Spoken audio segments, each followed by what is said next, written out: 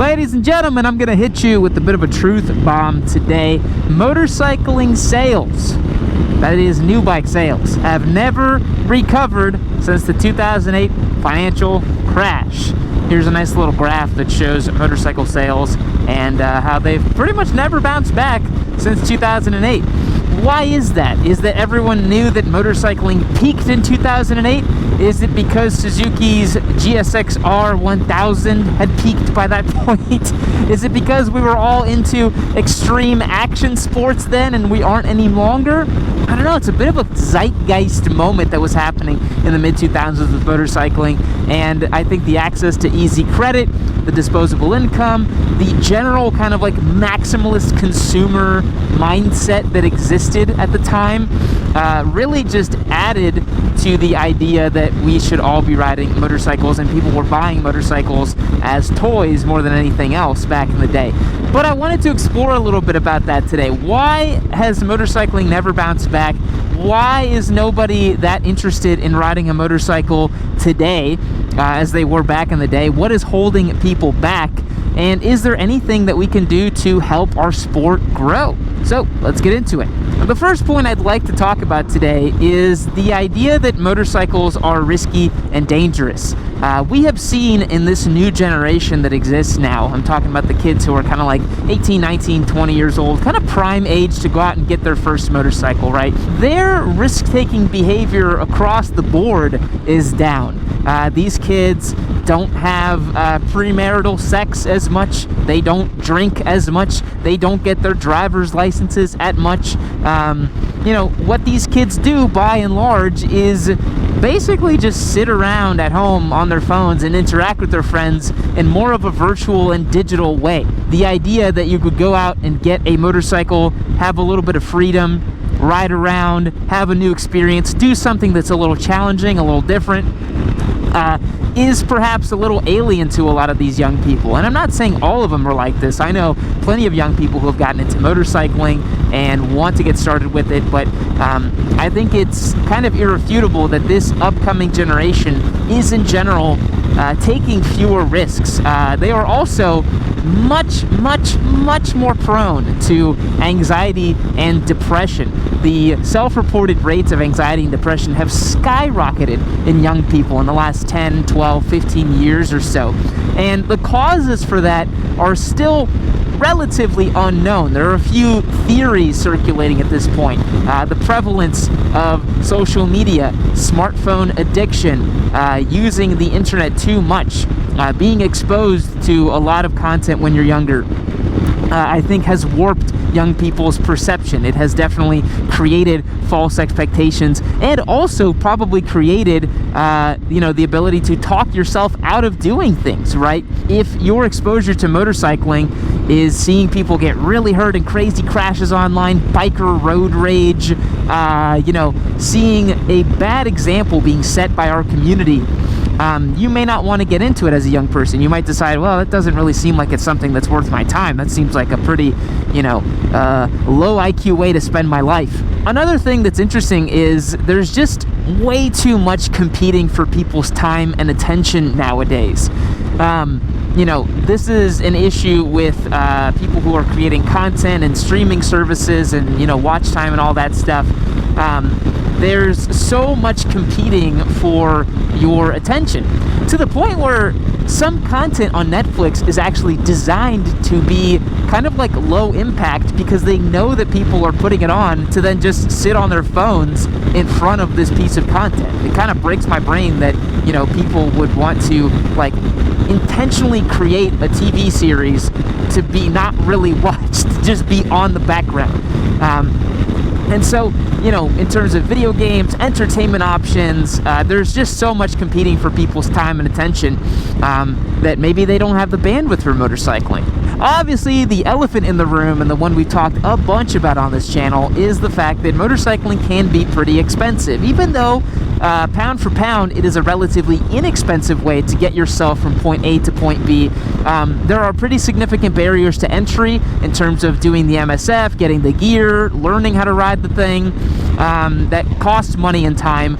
And then on top of that, you also have the cost of the motorcycle. Interest rates for motorcycle loans are typically higher than car loans. We highly subsidize and incentivize people to go out and get loans on cars, not necessarily bikes. And so in an environment that, people don't have as much money as they used to, it gets harder to justify a motorcycle in the American market because you really need a car to exist in this place.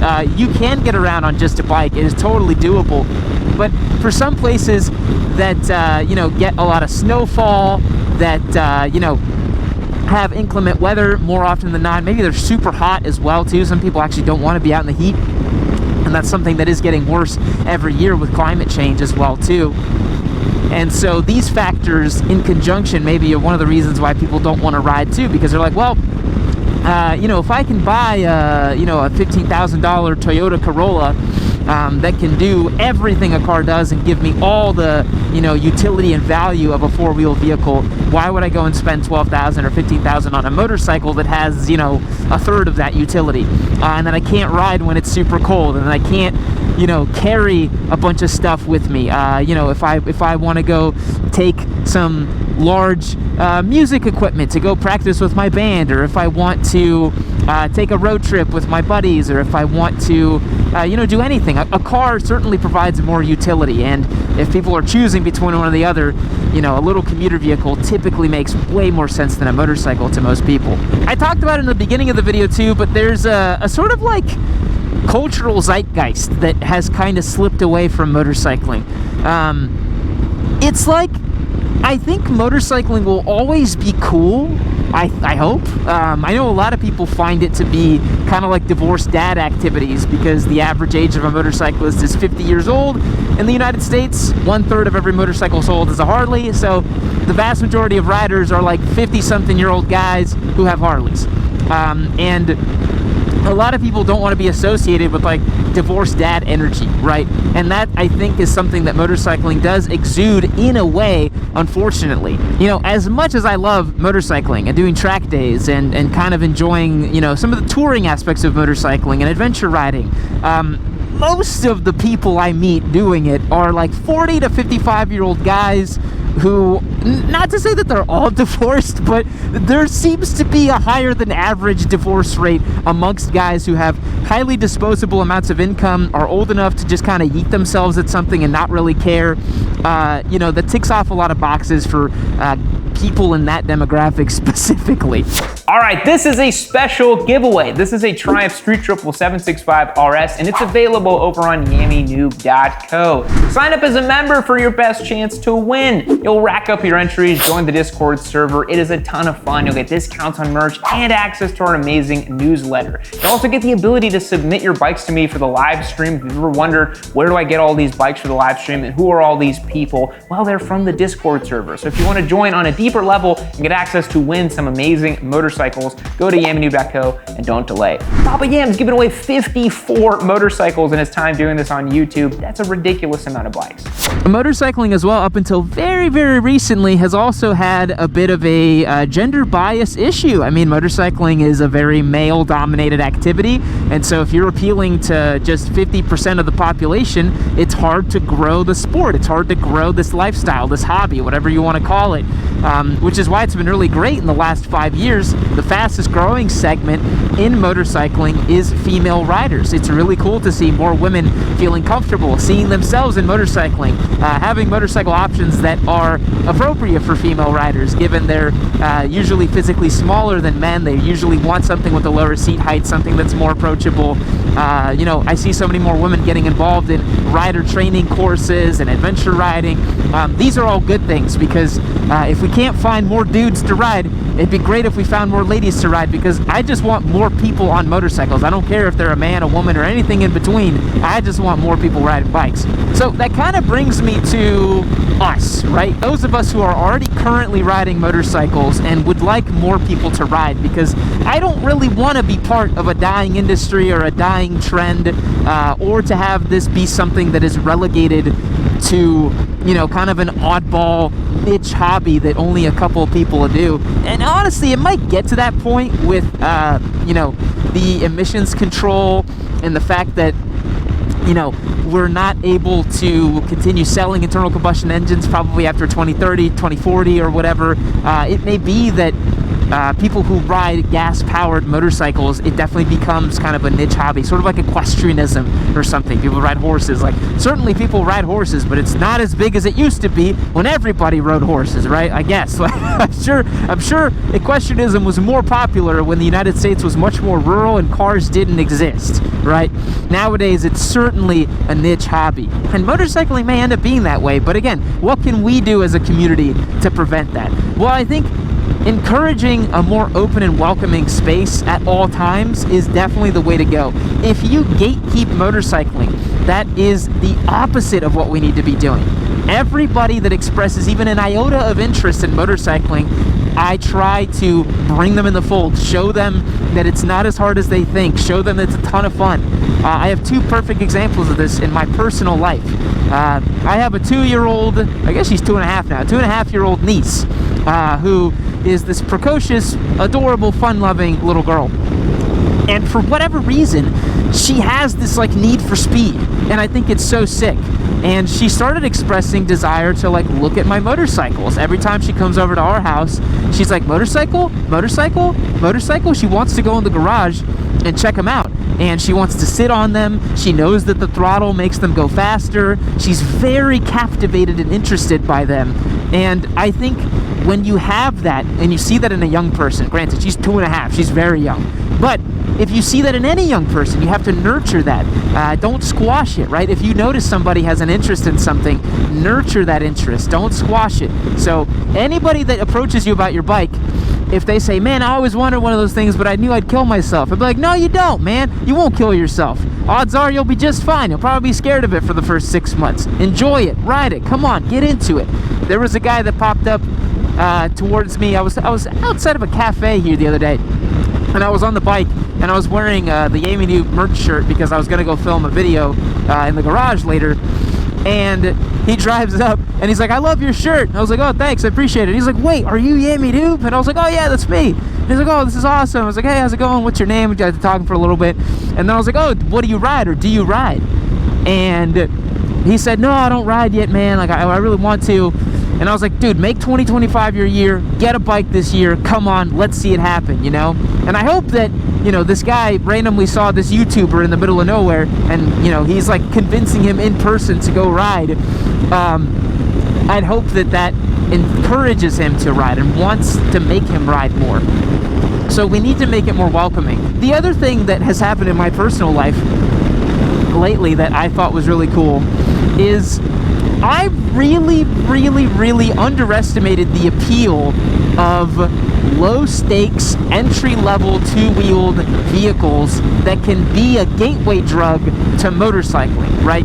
I got two examples in my garage right now, the Honda Grom and this BMW CE02 that I'm working on a review on. That thing, that little scooter thing, I was able to get everyone in my family to give it a shot, to ride it around.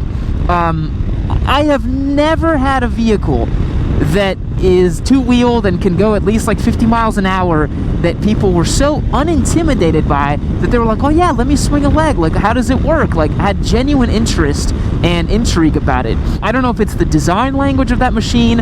I don't know if it's the fact that it's just a twist and go and it's quiet and it's electric and people view electric vehicles as just like a little bit more chill than gas-powered vehicles. But we need more of that. We need more people to approach motorcycling in this very unintimidating way, right? Get them started. Give them a taste of what it's like, you know? When you squeeze the throttle on that electric scooter, you get to pick up some speed, right? You get to feel the wind in your hair, you know? And that's really special. And that's the special feeling that I want people to, you know, hold on to. Really hold on to that special feeling. And then hopefully get involved with bigger motorcycles like this Touareg that I'm riding, right? Maybe eventually they go and want to try out an actual sport bike or something that's a little bit more, you know, high-powered and interesting to ride. I would really, really hope for that, and that's kind of what I want for motorcycling in general.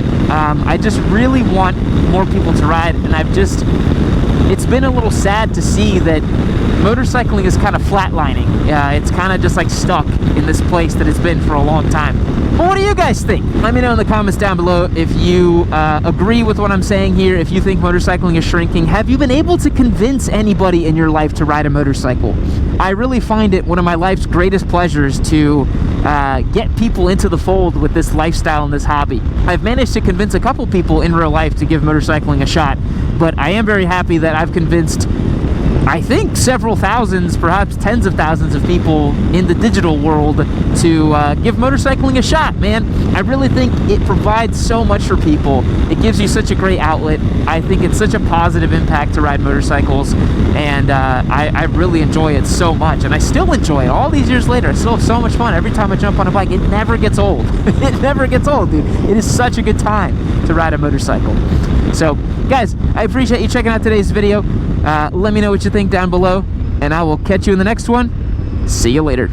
Boys, it's really sad that this video is now over, but you know what's not sad? Winning a free motorcycle, and that's what this Triumph Street Triple 765 RS is designed to do. You know, nobody gives away bikes like your sweet Papa Yam. Nobody's doing Triumph Street Triples and Panigales and all the latest and greatest stuff. If you want access to win, become a member on yamanoob.co and don't miss your chance.